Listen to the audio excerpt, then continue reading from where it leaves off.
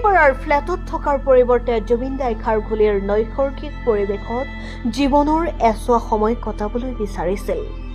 সেইটো ঘৰ এতিয়াও অসম্পূৰ্ণ হৈ থাকিল। জুবিন গাৰ্গৰ সান্নিধ্য বিচৰা বহুতো মানুহ খাৰঘুলিৰ অৰ্ধনিৰ্মিত ঘৰটোলৈ গৈছে। তেওঁলোকে পকী দেৱাল স্পৰ্শ কৰিয়েই পাব বিচাৰিছে জুবিনদাৰ সান্নিধ্য। জুবিন গাৰ্গে স্পৰ্শ কৰা ইটা চপৰাও শুঙি চাইছে অনুৰাগীয়ে।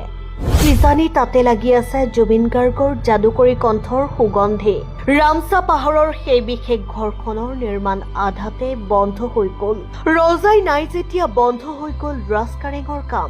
ৰাজকাৰেঙৰ বেছিভাগ কোঠাৰ ৱালতে প্লাষ্টাৰৰ কামো জুবিনদাৰ জীৱনকালত শেষ নহ'ল। মজিয়াও পকী কৰিবলৈ নাপালে জুবিনদাই।